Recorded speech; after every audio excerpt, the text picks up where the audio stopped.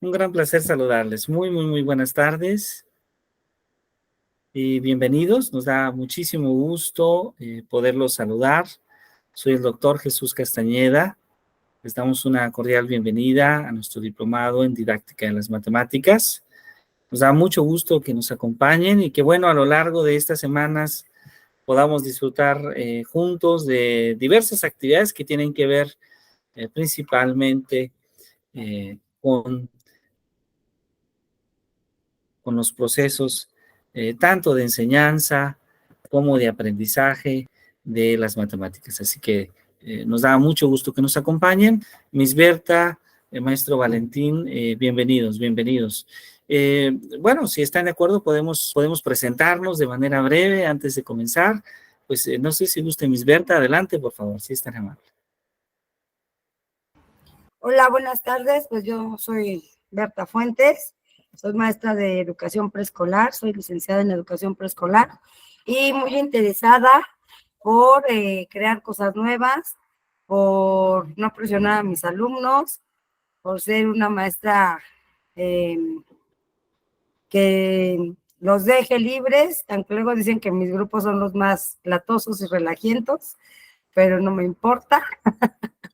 Y nada más, trabajo en la educación preescolar en el servicio privado.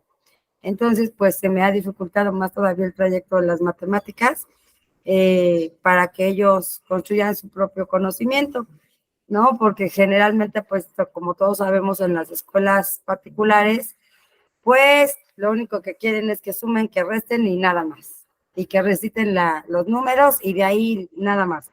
Que no los haga uno pensar, que no reflexionen, que no construyan el número. Entonces, pues sí me ha costado, voy contracorriente, pero no quito el dedo del renglón. Muy bien, pues muchas gracias, maestra Berta, un gran placer que nos acompañe. Bienvenida. Maestro Valentín, adelante, por favor, si es tan amable. Sí. ¿Qué tal? Buenas tardes. Mi nombre es Valentín Antopia. Mi profesión es, soy ingeniero, pero tengo pues ya 25 años de experiencia dando las clases de matemáticas y física. Entonces, trabajo en el sector privado también. Y pues bueno, la intención de tomar este diplomado pues es mejorar la enseñanza, ¿verdad? La práctica, ver cómo, bueno, principalmente porque ahora, hoy en día, pues van cambiando los alumnos y también, como yo aprendí, pues ya es diferente ahora. Entonces, pues quiero mejorar principalmente la enseñanza de mis materias. Muy bien, pues muchas gracias, maestro Valentín, nos da mucho gusto que nos acompañe. Yo soy el doctor Jesús Castañeda Rivera, soy profesor de matemáticas desde hace ya poco más de 15 años. Y bueno, después de varios años de práctica, he tenido el gusto de colaborar en el Centro de Investigación en Ciencia de las Matemáticas, el CIEM, que es la instancia que organiza este diplomado, y hemos estado trabajando en los procesos de formación de docentes en diferentes niveles educativos. De hecho, el CIEN ha colaborado muy de cerca en diferentes momentos con la Secretaría de Educación Pública, estuvo participando en la elaboración de materiales para la reforma educativa pasada, los materiales de pensamiento matemático, y de hecho actualmente varios de nuestros colegas han estado participando en la revisión técnica de un material muy específico que es Saberes y Pensamiento Científico, uno de los materiales que está por publicar, que en algunos lugares ya se han hecho más o menos públicos, materiales de la nueva escuela. Muchísimo gusto el poder estar con ustedes. Aún nos faltan dos compañeros, somos 4 según nuestro registro. Bueno, somos 5, que seguramente a lo largo de nuestra sesión, mire, ya está la maestra Mónica con nosotros también, se van a incorporar y vamos a poder disfrutar un poquito del diálogo. Bienvenida, maestra Mónica, un placer que nos acompañe. Muy buenas tardes.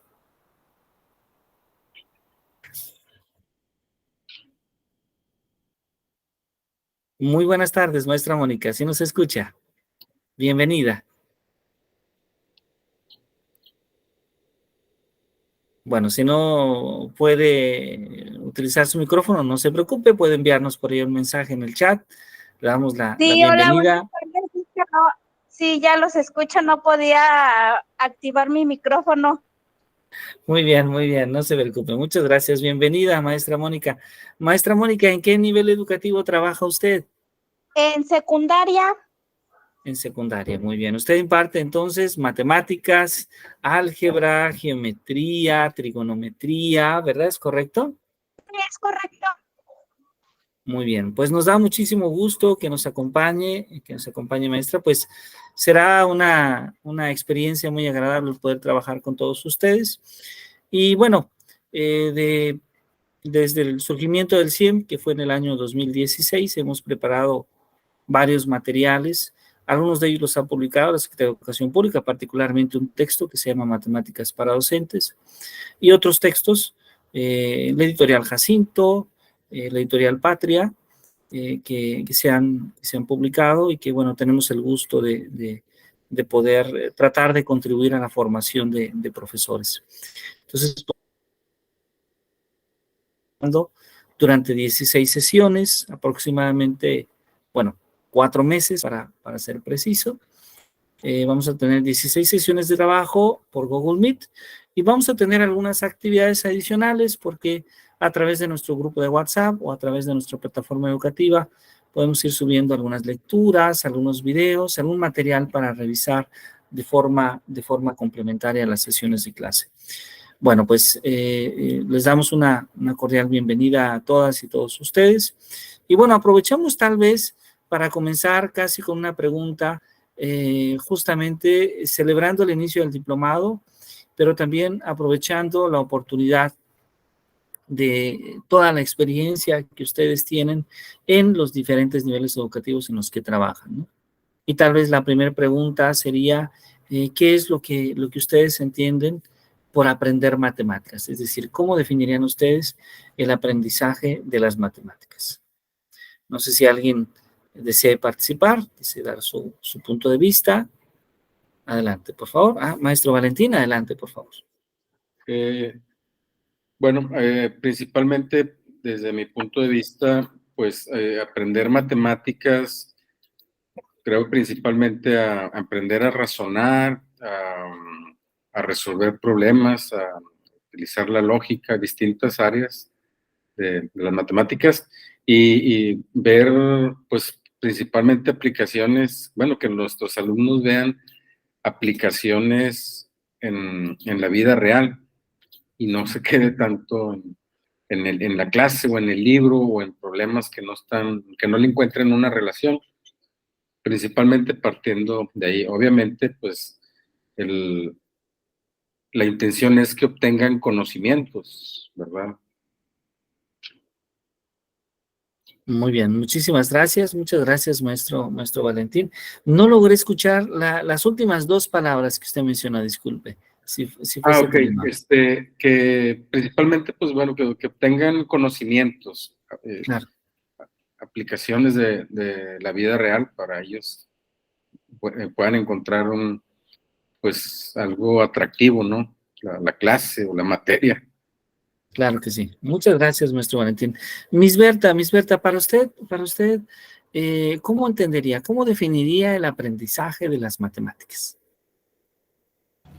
Bueno, pues yo creo que lo definiría como un proceso de reflexión para obtener pues resultados, como decía el compañero, para ser utilizados en la vida cotidiana. Muy bien, muy bien, muy bien, perfecto, muy bien. Maestra Mónica, ¿cómo lo definiría usted? Pues yo lo comparto y estoy de acuerdo con la opinión de mis compañeros. Y más que nada, aprender matemáticas también nos ayuda a tomar decisiones y pues también desarrollar nuestra capacitación de razonamiento lógico matemático. Perfecto, claro que sí, claro que sí. Si tratamos de componer entonces una definición con todas las ideas que ustedes han vertido, podemos ver, por ejemplo, por un lado, el maestro Valentín relacionó la idea del aprendizaje de las matemáticas con también aprender conocimiento matemático, ¿no? Por un lado. Pero también, por otro lado, con la idea de que las matemáticas pueden ser no necesariamente divertidas. Yo no estoy exactamente, completamente de acuerdo con muchos textos que a veces inmediatamente nos dicen matemáticas divertidas o que quieren en cierta medida asociar directamente a la matemática con una experiencia divertida. Creo que lo pueden ser, pero no necesariamente tendrían que serlo, porque la matemática tiene podemos disfrutarla desde su estética, aunque no necesariamente tenga que ser como una canción o como un chiste o algo que nos haga reír, ¿no? La matemática tiene, digamos, un sentido estético y bueno, esto es algo que vamos recuperando poco a poco, porque a lo largo de la historia, cuando nosotros le preguntamos a una persona qué significa aprender matemáticas, si lo hacemos con nuestros padres o nuestros vecinos, la gran mayoría de las personas lo va a asociar a capacidad de cálculo, ¿no? Lo primero que nos dice, Miss Berta da matemáticas en preescolar, seguro hace muy bien el conteo, seguro hace muy bien la correspondencia, la clasificación y la seriación.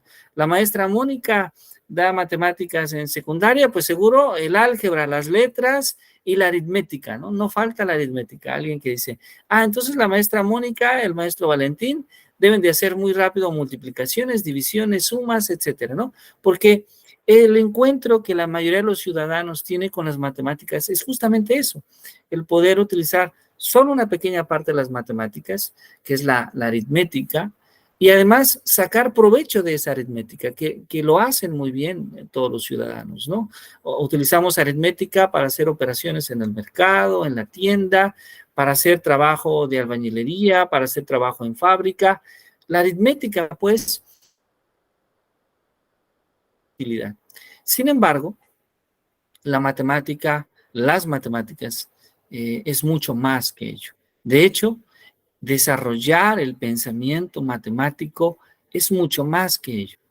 Y es importante mencionarlo, tal vez desde el inicio, porque uno de los cambios que necesitamos en los libros de texto es, el libro de texto de repente se ha convertido, sí, en un instrumento muy valioso, pero que ejercita solo cierta parte del pensamiento matemático. Y la principal parte que se ejercita es justamente la parte que tiene que ver con los algoritmos matemáticos. ¿Sí? Hay mucha preocupación por los profesores en la educación básica, porque los niños puedan sumar bien, puedan multiplicar bien, puedan dividir bien, pero casi no vemos esa otra parte de la matemática que está ligada, por ejemplo, a el pensamiento o el razonamiento, ¿no? Que son sumamente importantes y que tal vez a lo largo de la vida puedan tener un impacto mayor a que el niño pueda hacer de forma adecuada una tabla de multiplicar, ¿no? O casi no lo asociamos, por ejemplo, a la idea de resolución de problemas. Esta última que menciono, ya hay más material y más aún porque desde el modelo educativo en nuestro país, desde el gobierno pasado, en aprendizajes clave, se proponía la resolución de problemas como la metodología para desarrollar los procesos de enseñanza y también de aprendizaje de las matemáticas. La nueva escuela mexicana retoma la resolución de problemas y la enriquece, yo diría en cierta medida la moderniza, porque ya no utiliza la palabra resolución de problemas, ahora utilizamos STEAM, ¿sí? STEAM, que es una metodología que está perspectiva mucho más interdisciplinaria de las matemáticas, donde asociamos matemáticas, pero también ingeniería, pero también tecnología, pero también el cuidado del medio ambiente, pero también el arte, ¿no? Todo esto lo asociamos y entonces buscamos finalmente proponer problemas. Ahora no diríamos estrictamente problemas matemáticos, pero sí problemas donde las matemáticas intervienen como una herramienta fundamental para comprender y para resolver el problema que se plantea.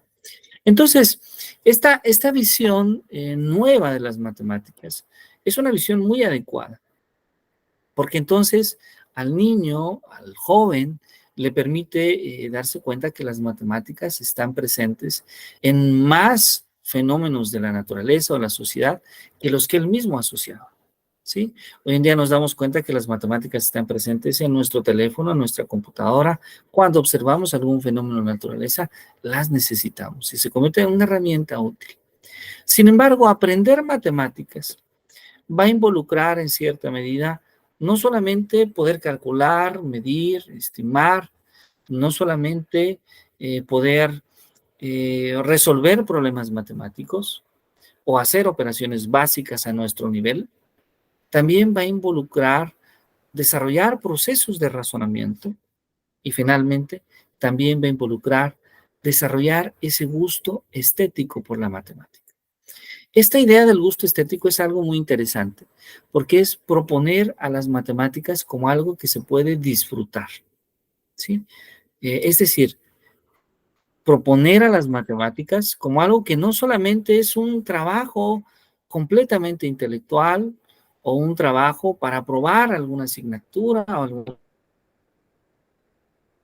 medio en el cual el ser humano, el niño, el joven, el adulto, ¿por qué no?, puede disfrutar su clase de matemáticas. Puede disfrutarla por las ecuaciones que utiliza, por el lenguaje que utiliza, por la interpretación que esto tiene en su cotidianidad, por varias maneras. Sin embargo, el disfrutar las matemáticas probablemente sea de un gusto, como diría un filósofo de la ciencia, muy exquisito. Es decir, que de inicio no es algo inmediato. No logramos que un niño inmediatamente, bueno, algunos sí lo logran desde la edad de preescolar, ya tienen ese interés y esta fijación por las matemáticas. Pero la gran mayoría no lo tiene. La gran mayoría tiene que trabajar para poderlo desarrollar. La gran mayoría tenemos que trabajar en ello. Y ahí, principalmente en estos niños, en estos jóvenes, es donde el papel de las maestras y de los maestros se acentúa. Porque entonces aquellos maestros que promueven buenas experiencias de aprendizaje sobre las matemáticas van a lograr que sus alumnos se interesen por las matemáticas. Pero aquellos maestros que no lo consiguen o que tal vez no están interesados en conseguirlo, lo que van a tener es este movimiento de rechazo hacia las matemáticas, que por cierto es muy amplio en nuestro país. Hay algunas investigaciones que han hecho algunos miembros, unos colegas miembros de la Sociedad Matemática Mexicana, que la sociedad que organiza los matemáticos o a los profesores de matemáticas a nivel nacional, y que nos dicen que por ejemplo, la educación media superior, de cada 10 estudiantes, al menos 7 hacen referencia que no les gustan las matemáticas o que han tenido experiencias negativas sobre la clase de matemáticas, ¿sí? Y claro que si llegamos a un salón de clase, la gran mayoría no siente esa empatía con la materia. La gran mayoría probablemente sienta un poco de rechazo. Y bueno, el trabajo que nosotros tenemos que hacer es lograr demostrar que además de que es útil, que además de que genera beneficios cognitivos, también la matemática se puede disfrutar en muchos sentidos. Y bueno, nosotros esperamos que podamos disfrutar estas 16 sesiones de clase porque esa es justamente nuestra intención. Entonces, hemos comenzado dialogando un poquito sobre el aprendizaje de las matemáticas. Ahora, aprender matemáticas ha tenido muchas visiones a lo largo del tiempo. Es decir, hay varias perspectivas de lo que significa aprender matemáticas, ¿sí? Nosotros acá en el diplomado, voy a permitirme, si están de acuerdo, tomar unos minutos para hacer como una especie de resumen de lo que va a tratar, de lo que vamos a ver. Vamos a hacer como el resumen de las películas, ¿no? Así, de manera muy breve. Bueno, lo primero que debo mencionar es que hay varias perspectivas diferentes de cómo se aprende matemáticas. No hay una teoría completa que sea satisfactoria. No tenemos esa teoría, ¿sí? Como tampoco lo hay en la pedagogía, una teoría que sea maravillosa para que todos los niños y niñas logran aprender el lenguaje, a leer, a escribir y comprendan aquello que leen. No hay una teoría que sea suficiente, que convenza a todos. Sin embargo, sí hay teorías que en escenarios bien trabajados han dado resultados ampliamente positivos, ¿sí?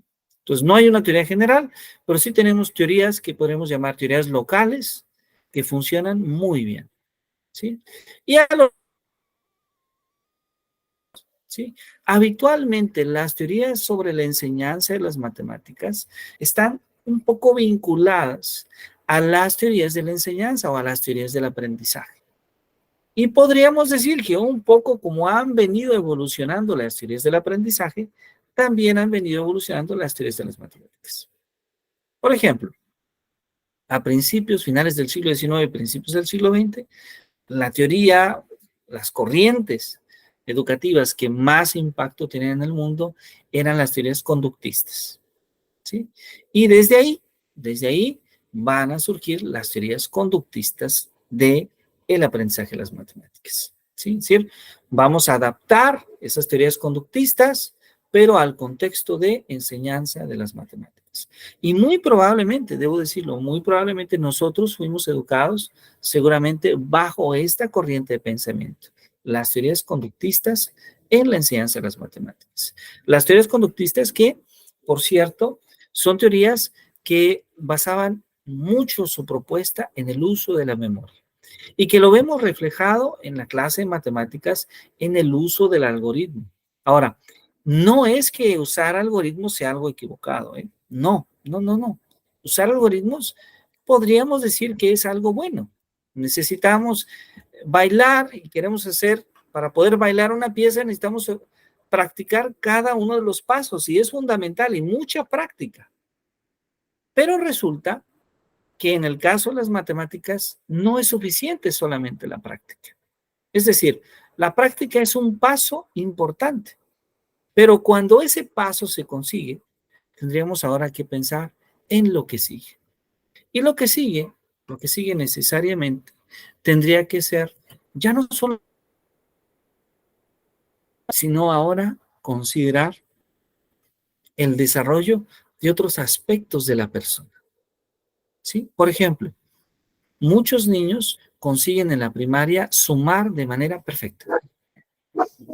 La profesora, el profesor pone el algoritmo de la suma y logran hacerlo. Pero cuando les pedimos que resuelvan un problema muy básico que requiere de la suma, ¿verdad, Miss Berta? Ya no lo consiguen.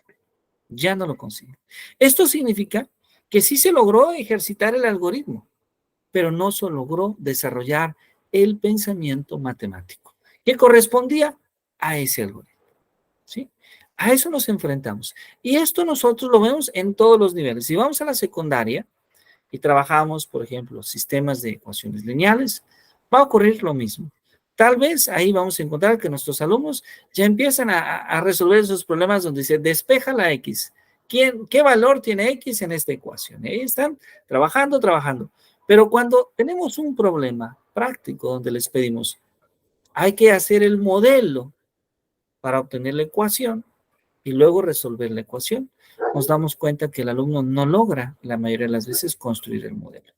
Y si nos vamos a la educación media superior o superior, algo mismo sucede, ¿no? Con las integrales, con las derivadas, donde el alumno practica, donde el alumno inclusive a veces logra recordar, logra desarrollar su memoria, lo cual es muy bueno también, pero a veces no logra interpretar aquello que calcula, ¿sí? Y entonces es como si calculáramos algo, pero no sabemos por qué lo calculamos o cuál es el fundamento o el sentido que éste tiene. Entonces observamos cómo el desarrollo de la o el desarrollo de esa habilidad algorítmica sí es un elemento importante, ¿sí? De hecho, lo es, lo afirmamos. Pero se requiere un poco más para poder decir que se aprende matemáticas, ¿sí? Si las matemáticas, aprender matemáticas va a pedir un poco más. Bueno, entonces ya decíamos, casi ya estamos diciendo que la primera unidad van a ser teorías conductistas, ¿verdad? Y que en estas teorías conductistas vamos a recordar un poco de cómo fue nuestra enseñanza. Ahora, así como las teorías conductistas tienen un lugar importante en las matemáticas, también las teorías cognoscitivistas, ¿sí? Este cambio que se da, las teorías cognitistas más o menos a finales del siglo XIX, más o menos hasta los años 40 del siglo pasado. Después viene de los años 40, como a los años 70, esa etapa donde se desarrollan las teorías cognitivistas, ¿sí? Es importante mencionar, en las teorías conductistas lo que interesaba era un poco el comportamiento del alumno y el resultado. Mientras que en las teorías cognoscitivistas ya nos interesamos más por el proceso. Observemos cómo ya empezamos a preocuparnos un poquito más por el pensamiento. Después vienen las teorías constructivistas. Las teorías constructivistas que en realidad podríamos entenderlas como una especie de extensión de las teorías conductistas. Estas teorías constructivistas que van a surgir más o menos en los años 60, ¿sí? Y que van a ser importantes, van a tener un impacto importante hasta los años 90. De hecho, hoy en día todavía hay trabajos de investigación, artículos, perspectiva constructivista. Entonces, podríamos decir que todavía son vigentes. Lo que ha ocurrido es que después de las teorías constructivistas surgieron varios movimientos sobre la didáctica de las matemáticas. Y esos movimientos, estos últimos movimientos, creo que sí cambiaron varias perspectivas sobre la enseñanza de las matemáticas. Se logra desarrollar con mucho auge una escuela francesa, que probablemente sea una de las escuelas más influyentes del mundo, la didáctica francesa. También la escuela estadounidense, la escuela alemana, la escuela rusa, la escuela italiana inclusive, ¿sí? De didactas de la matemática. Hoy en día, en América Latina, también tenemos ya grupos muy fortalecidos de didactas de la matemática. Entonces, esto se empezó a ver muy interesante al haber cada vez más investigadores, más profesores también involucrados. Y para ello hay algunos personajes muy importantes, unos personajes claves. Por ejemplo, cuando hablamos de la didáctica en la educación básica, y bueno, de hecho también para la educación superior, un personaje fundamental va a ser Jean Piaget, ¿sí? Jean Piaget va a ser un personaje fundamental que vamos a estudiar en el diplomado y que desde luego es fundamental porque Piaget fue este epistemólogo. De hecho, debo mencionar que los estudios de Piaget fueron en biología, pero después se interesó en la epistemología. Y él se pregunta, ¿cómo se construye el conocimiento? Es la gran pregunta de Jean Piaget.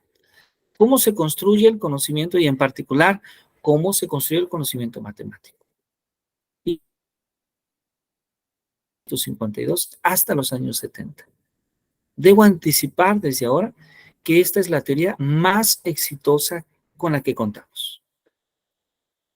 Esta es la teoría más exitosa con la que contamos. La epistemología psicogenética de Jean Piaget es la teoría más influyente en la didáctica de las matemáticas.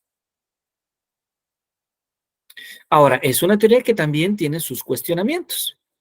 Como muchas buenas teorías, hay preguntas que no contesta y que, bueno, afortunadamente a eso hay otros autores, algunos alumnos de Piaget, otros no, que van a intentar dar esas respuestas.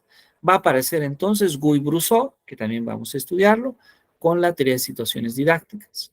Y Guy-Brousseau, que va a ser un personaje central desde los años 80 para acá, porque de hecho el término situación didáctica, situación de aprendizaje o situación de enseñanza, lo debemos a Guy-Brousseau. Este vocabulario que ahora forma parte de nuestros cursos, de nuestras clases, lo debemos en gran medida al trabajo en la didáctica de las matemáticas de Guy-Brousseau.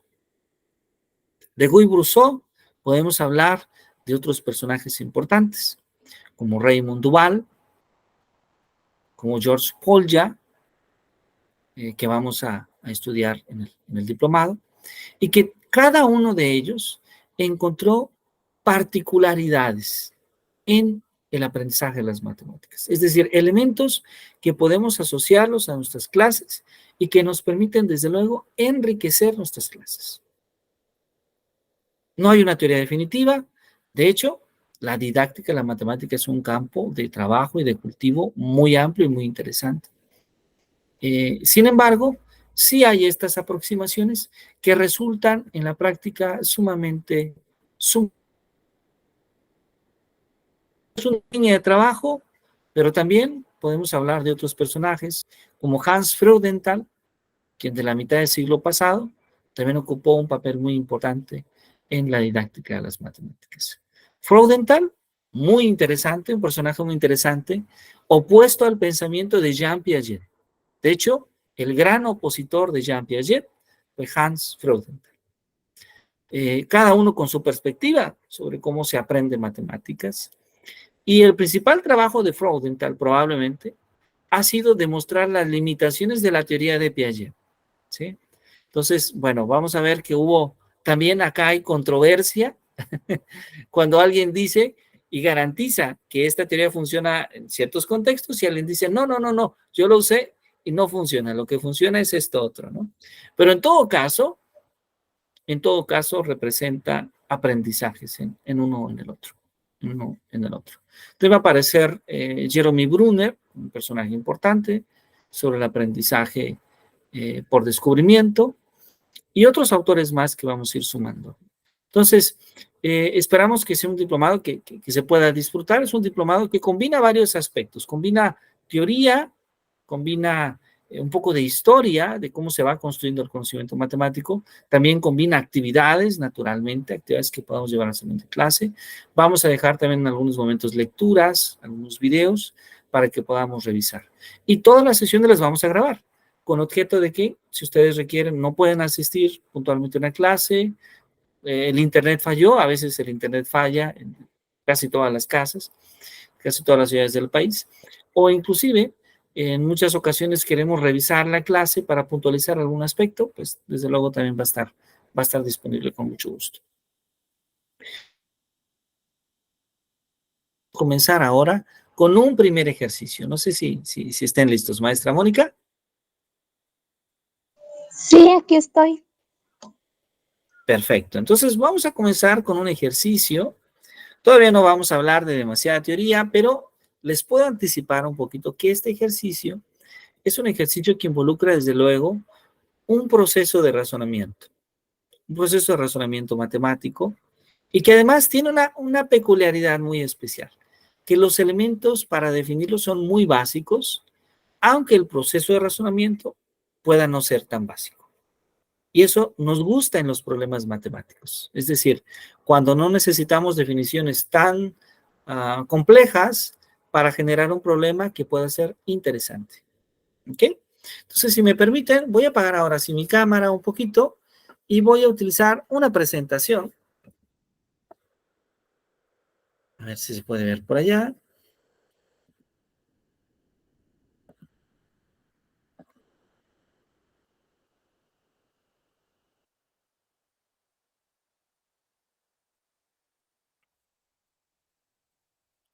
A ver si se puede ver por allá. Maestras, maestros. Sí se ve. Perfecto, muy bien. Este problema se llama el problema de la sucesión de conejos. El problema de la sucesión de conejos.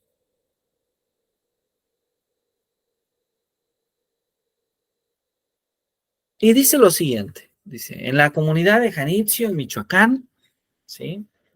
Juan y María se van a casar. Como regalo de boda, sus padrinos decidieron obsequiar una pareja de conejos que satisfagan suposiciones. Hay 4 suposiciones.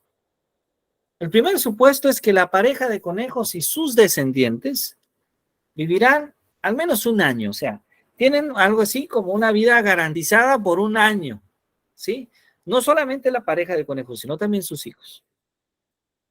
El segundo supuesto es que las nuevas parejas de conejos crecen en el primer mes y se reproducen en los meses siguientes a estos.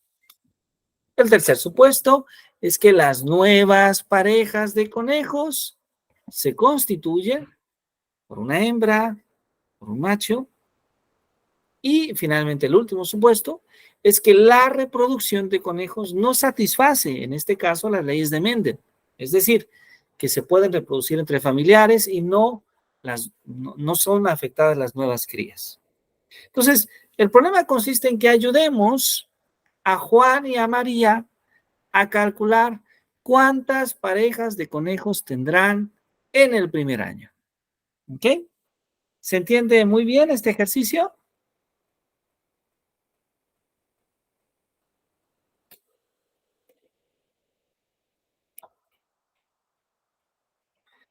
¿Sí se entiende muy bien?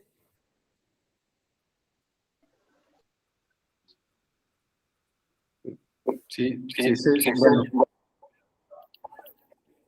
Más o menos. Más o menos. Bueno, vamos a dejarlo publicado aquí para que ustedes puedan leerlo. Y vamos a dar un poquito de tiempo para que todos pensemos desde casa cómo se resuelve este problema. ¿Les parece bien? ok. Muy bien. ¿Cuánto tiempo damos, maestra Berta, maestro Valentín, maestra Mónica? No. Lo que usted considere. ¿Les parece bien unos 3 o 4 minutos? Sí, Sí, sí, Vamos a correcto. empezar. Ok, podemos tomar por ahí nuestro lápiz, nuestras hojas de cálculo e inspirarnos un poquito. Adelante, por favor. Vamos a dar. Yo voy a aprovechar para ir por una taza de café mientras, en lo que ustedes están pensando este problema. ¿Ok? Adelante.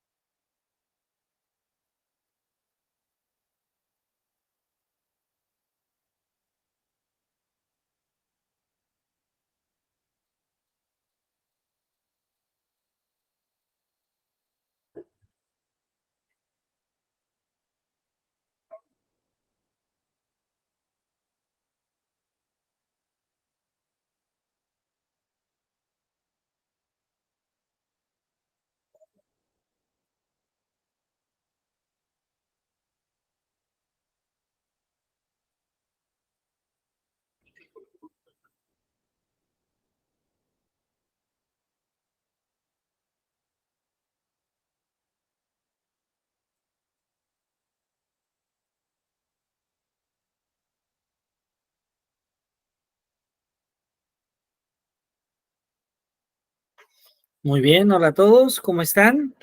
¿Cómo nos fue con este ejercicio?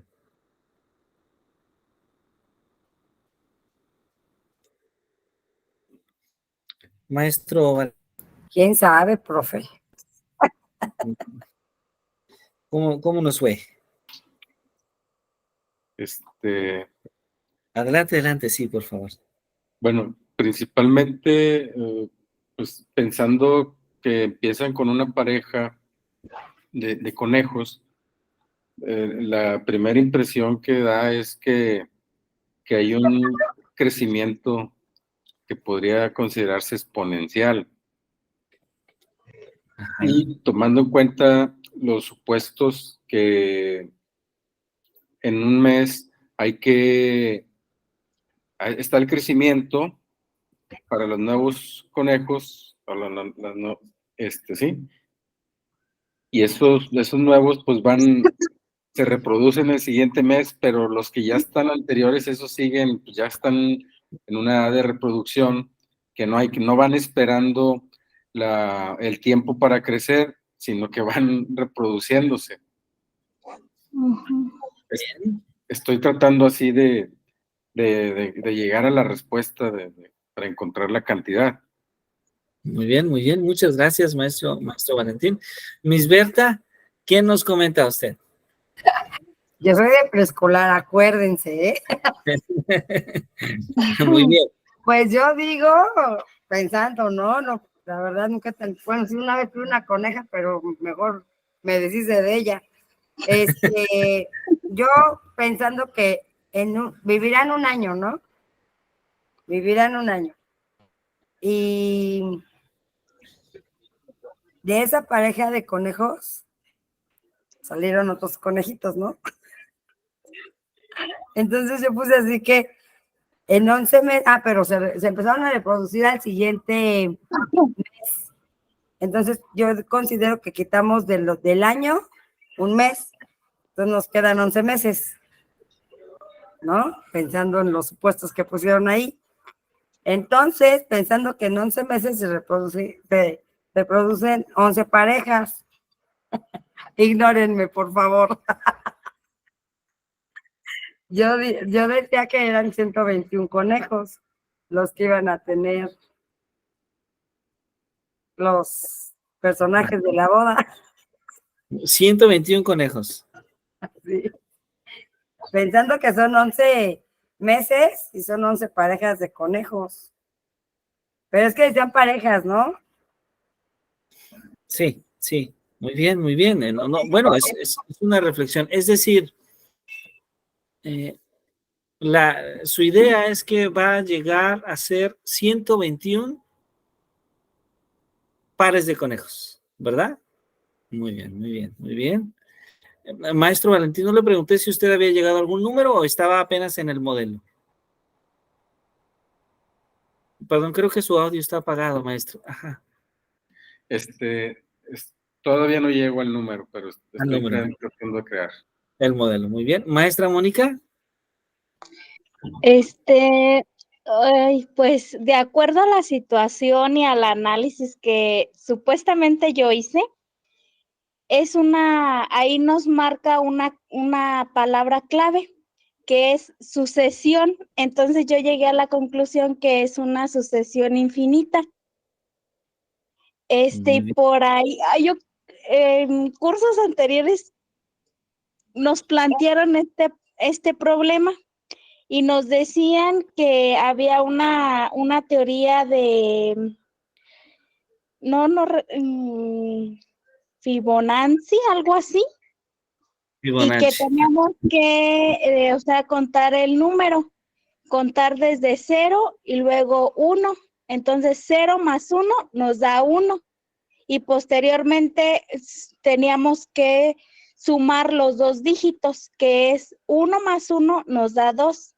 Y así sucesivamente, y hasta llegar a 365 días, que es lo que cuenta un año. Ese es mi análisis. No sé. Muy bien. Bueno, hay muy buenas ideas. Tenemos buenas armas para resolver el problema. Por un lado, tenemos lo que el profesor Valentín comentó, que en efecto hay que construir un modelo del problema. Ese es el primer paso. Y de hecho, ese es el reto al que se enfrentan nuestros estudiantes cuando tienen un problema de este tipo. Segundo, hay que hacer un conteo. Y sí, la maestra Berta y la maestra Mónica tienen razón. Hay una sucesión que aparece ahí. A ver, vamos a analizar entonces este problema un poquito. Voy a apagar mi cámara y voy a volver a proyectar la pantalla porque vamos a hablar de de cómo se construye este modelo. A ver si se puede observar ya, ¿verdad? Bueno, entonces, ¿de qué trata el problema? El problema trata de pensar en esto. Miren qué bonita fotografía. Lo que tenemos ahí es una pictografía de los conejos. ¿Qué tiene esa pictografía? Pues esa pictografía nos está diciendo cómo crece la familia de conejos. De hecho, de esta pictografía podemos obtener ese modelo necesario para poder encontrar el resultado. Primero, la primera pareja de conejos, los conejos pequeños, que en el primer mes lo único que hacen es que se vuelven grandes, se vuelven adultos. Para el segundo mes, según nuestros supuestos, se reproducen. Y vean que ya en el segundo mes hay 2 parejas de conejos. Ya en el tercer mes, observen por favor, que los grandes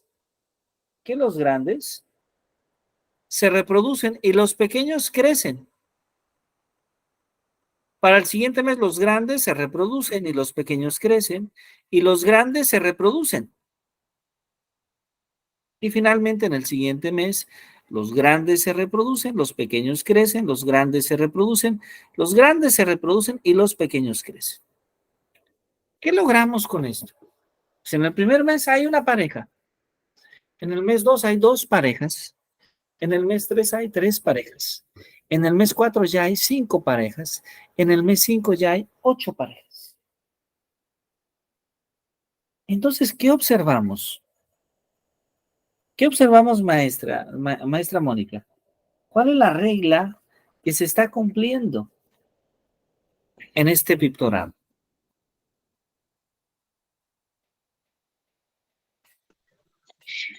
Pues es la regla que yo seguí. Ah, muy bien. La regla de Fibonacci, ¿verdad? Pero ¿podría decirnos cuál es esa regla? ¿Cómo se da con estos números que tenemos? Bueno, yo lo hice numérica. Ajá. Conté el 0, o sea, empecé desde el 0 y empecé con la primera pareja, que es lo que se muestra en el primer mes. Luego le sumé los dos dígitos, 0 más 1, pues me da como resultado 1. Y vuelvo a hacer la misma, 1 más 1 y me dan 2, que es lo que aparece en el segundo mes. 2 parejas de conejos.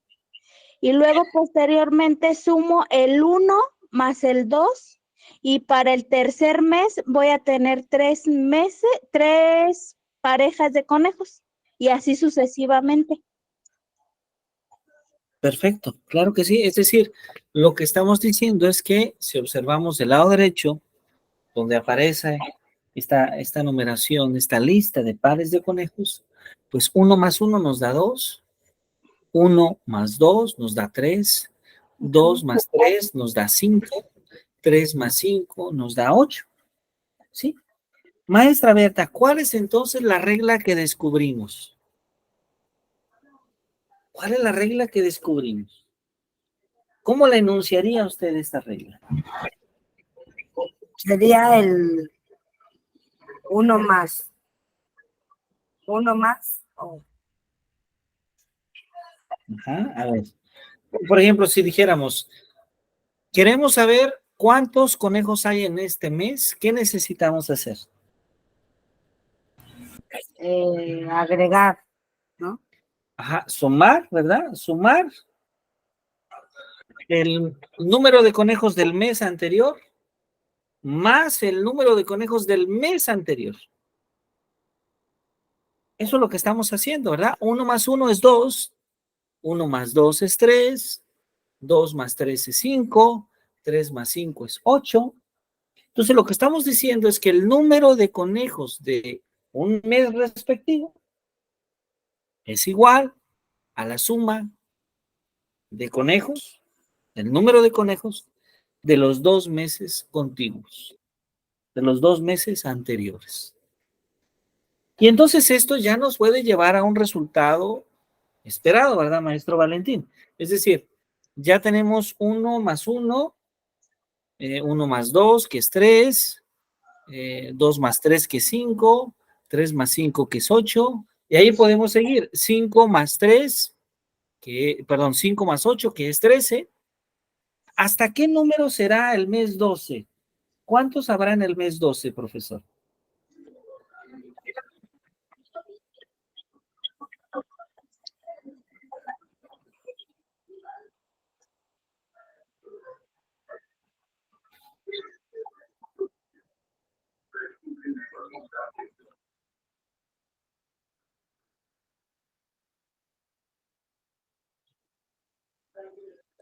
Ajá. Si quieres que conteste la maestra que levantó la mano. Ah, claro que sí. Sí, adelante, adelante, por favor, si es tan amable. No alcancé a ver acá quién levantaba la mano, pero, sí, ya aparece por aquí. Maestra Mónica, adelante, por favor. Son 233 parejas de conejos al cabo de 12 meses. Exactamente. Exactamente, muy bien. Muy bien, exactamente. Esa es la solución al problema. Muchísimas gracias.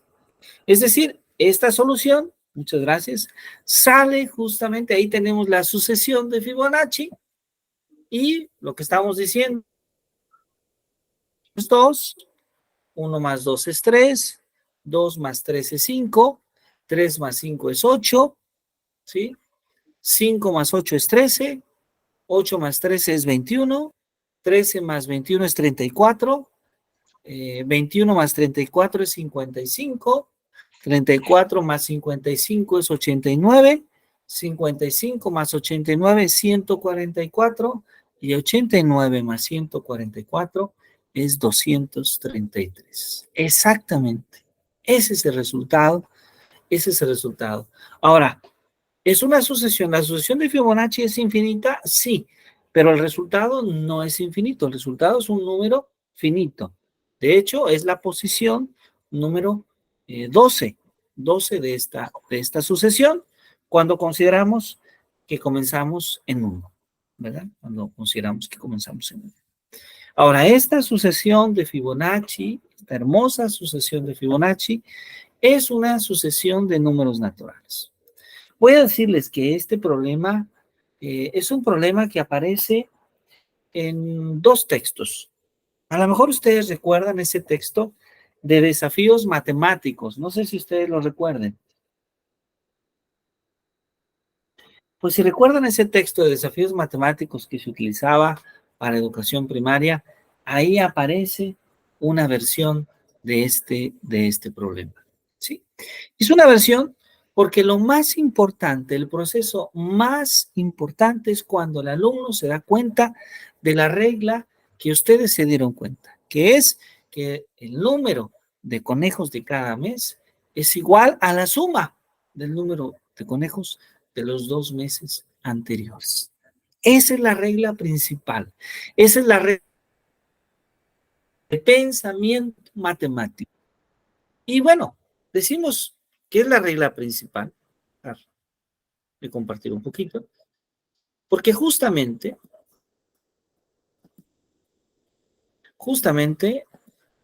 bienvenida maestra Violeta, qué gusto que nos acompañe, un placer, bienvenida. Muy, muy, muy buenas noches.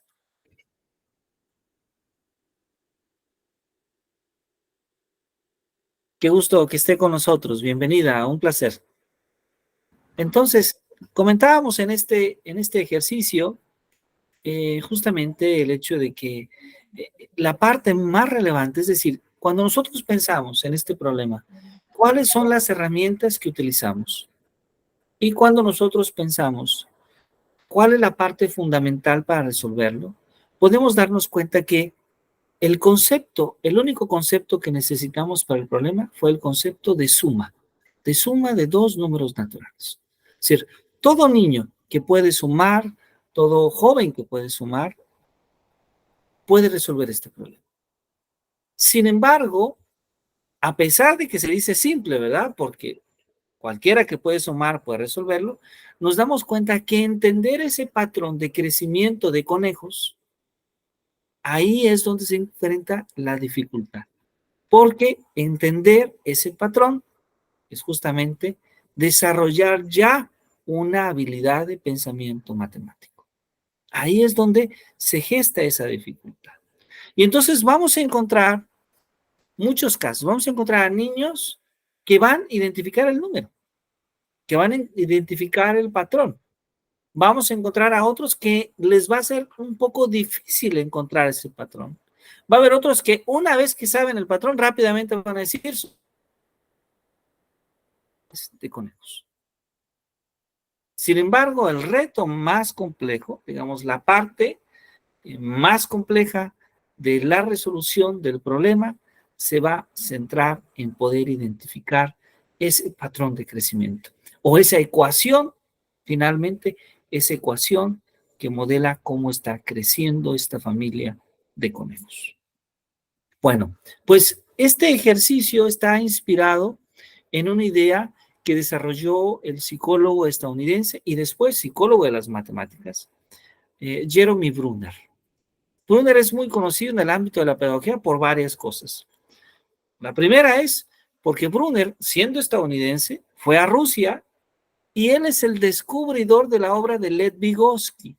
Conocemos a Lev Vygotsky gracias a Jeremy Brunner. Curiosamente, uno ruso y el otro estadounidense, hablando de los conflictos que hay bélicos, ¿no?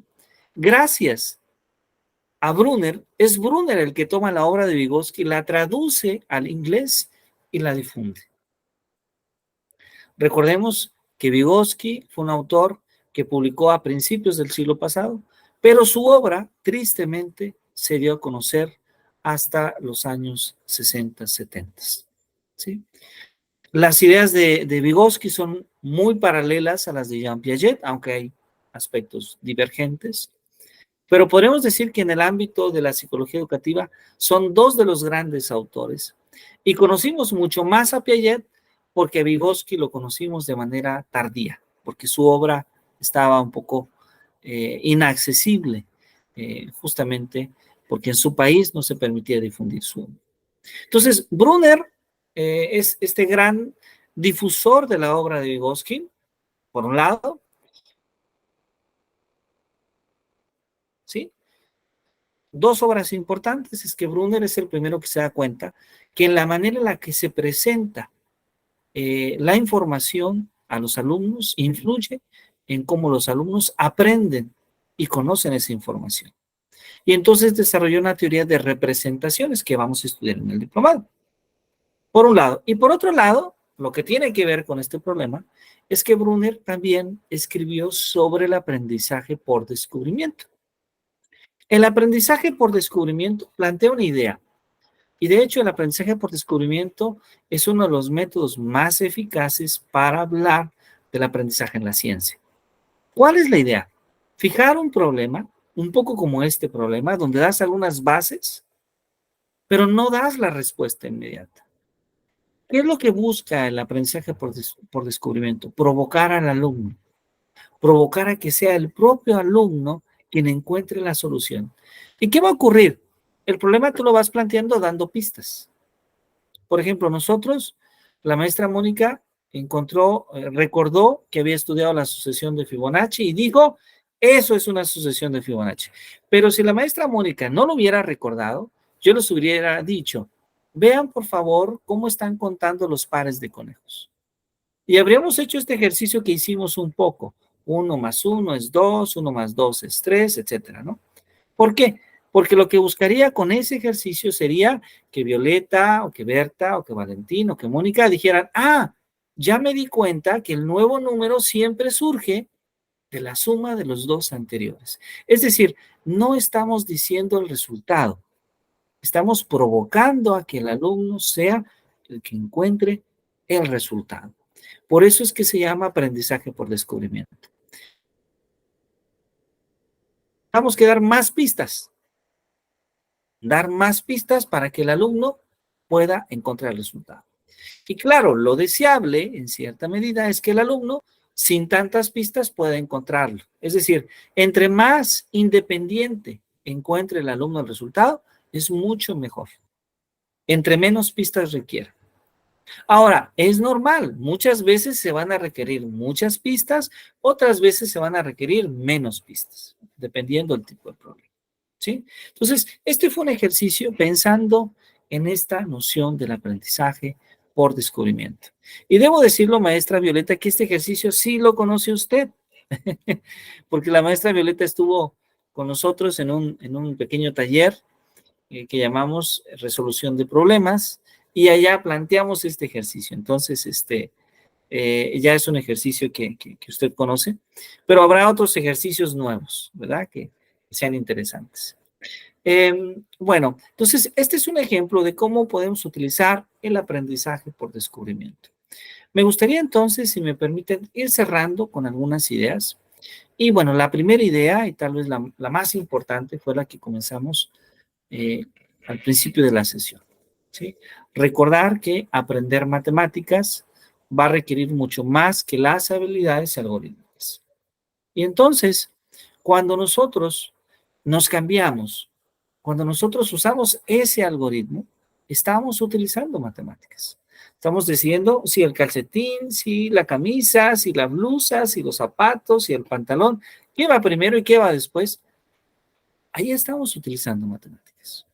A lo mejor un nivel básico, tan básico que parece tan natural. De hecho, es tan natural, todos lo hacemos. Pero están utilizando pensamiento, están desarrollando su pensamiento. Y claro, podemos ir de esta idea tan básica a una idea inclusive mucho más compleja. ¿Sí? Mucho más compleja. Por ejemplo, Jean Piaget asumía la idea de que todo el pensamiento humano se podía traducir en una lógica operatoria. Sí, más adelante vamos a hablar de esta lógica, porque Piaget va a ser un autor que si no estamos de acuerdo con su teoría, tal vez, al menos tendremos un profundo respeto, porque vamos a ver que la profundidad con la que Piaget trata su teoría va a ser muy especial. Piaget va a tratar de construir una teoría casi científica del aprendizaje. En algunos experimentos, muy bien. Otros experimentos son probablemente cuestionables. Hay aspectos cuestionables de su teoría, pero vamos a ver un esfuerzo muy importante por tratar de traducir su versión de el aprendizaje, de la construcción del conocimiento matemático desde una postura científica. Y tal vez estamos hablando de algunas de las obras, como ya había comentado, más influyentes y probablemente más importantes en ese sentido. Bueno, entonces, ¿qué es lo que sigue? Lo que sigue es nuestra siguiente sesión. Vamos a estar hablando, es una sesión un poquito más larga, vamos a hablar de el aprendizaje de las matemáticas desde las teorías conductistas. Voy a permitirme, de hecho, me había permitido enviar un artículo, voy a enviar otro artículo para que ustedes puedan leer un poquito, puedan revisarlo, y tal vez a alguno de ustedes le gustaría participar de alguno de estos artículos. ¿A quién le gustaría presentar alguna de estas ideas?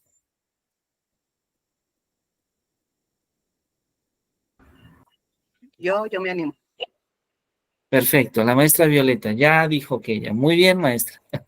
Entonces, vamos a comenzar la siguiente sesión. Vamos a hablar, dando un poco un contexto histórico sobre cómo se introduce el conductismo, cómo la clase de matemáticas se vuelve conductista, cuáles son los efectos que eso tiene, cuáles son algunos ejercicios que eso tiene, y después vamos a escuchar a la maestra Violeta con un artículo que vamos a compartir el día de mañana en el grupo de WhatsApp. si están de acuerdo. Ahora, solo una aclaración pertinente. Ser conductista no es algo malo, ¿sí? Es lo primero que debo decir, porque en muchas ocasiones esta corriente del pensamiento ha sido muy castigada y muy criticada, inclusive sin una fundamentación técnica. Ser conductista es simplemente un cierto estilo de enseñar, pero a veces es necesario ser conductista. Hay grupos que solamente progresan si tienen un profesor conductista, pero también a veces es importante ser cognitivista, constructivista u otros estilos, otras maneras de enseñar. Lo que busca el diplomado es estudiar todos los estilos, o al menos los estilos que conocemos ahora. Y sobre esos habrá actividades de unas y de otras que van a ser útiles. Pero sí, de inicio dejo eso en claro. El conductismo es una corriente de pensamiento educativo que provoca ciertos estilos de la docencia. Y esos estilos históricamente sabemos que dan ciertos resultados. Hay buenos resultados del conductismo. Pero claro que se puede ser mejor. Cuando tu clase es inclusiva, cuando tu clase es constructivista, tal vez puedes alcanzar metas más altas que las que el conductismo tiene. Y esa es la intención. Bueno, pues yo les agradezco muchísimo esta sesión. Ha sido un gran placer conocerlos. Me da mucho gusto que nos acompañen. Y bueno, vamos a enviar el día de mañana esta lectura y les invitamos a que nos reunamos en 8 días, en el mismo horario, la misma hora. Muchísimas gracias y que tengan una muy bonita noche. Usaremos el mismo link, ¿ok? ¿Serán entonces los miércoles, profe? Perdón. Hoy estamos, sí, hoy es miércoles.